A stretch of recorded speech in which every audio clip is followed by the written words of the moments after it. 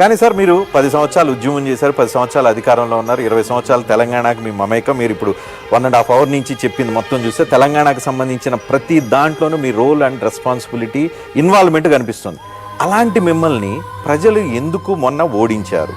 మిమ్మల్ని ఓడించారా, ఎమ్మెల్యేలను ఓడించారా? It's good question. ఏమైందంటే సింపుల్ అండి, మేము మంచిగా కులము మతము వర్గము అనే భేదం లేకుండా అన్ని రకాల ప్రజల్ని కూడా అన్ని రకాల స్కీమ్లు అందించి కడుపులో బిడ్డలాగా సాదుకున్నాం, కంటికి రెప్పలాగా కాపాడుకున్నాం, ఎవరికి ఏ లోటు రానియలే. ఎస్, అందరిని ఆదుకున్నాం, రైతాంగాన్ని అందరినీ. ఏమైంది వాళ్ళకి?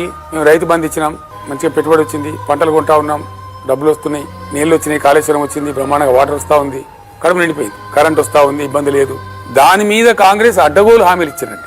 రైతు బంధుకు మేము 10,000 ఎకరానికి ఇస్తే వాళ్ళు 15,000 చెప్తారు, మేము పెన్షన్ 2,000 చెప్తే వాళ్ళు 4,000 చెప్తారు, మేము కళ్యాణ లక్ష్మి 1,00,000 ఇస్తే వాళ్ళు తులం బంగారం ఇస్తామన్నారు, నిరుద్యోగులకు 4,000 గుర్తిస్తామన్నారు. మొత్తం హామీలు వాళ్ళు ఇచ్చిన 420 హామీలు. వీటికి ఏమైందంటే ఒక 1.8% కదా మాకు తేడా వచ్చింది. ఆ ప్రజలు కడుపు నిండింది కాబట్టి అన్ని వచ్చినాయి. ఆడిపోతే మిషన్ భగీరథ వచ్చింది, నీళ్ళు కట్టమైపోయింది, మంచినీళ్ళ బాధ పోయింది, సాగునీళ్ళ బాధ పోయింది, కరెంట్ బాగా పోయింది, ఇంకా ఉల్టా మీదికి వెళ్ళి ఇవన్నీ ఇస్తామంటున్నారు కదా అని ఒక 2-3% ప్రజలు అటు చేయి దాపుతుంది. దాంతో మా అధికారం పోయింది.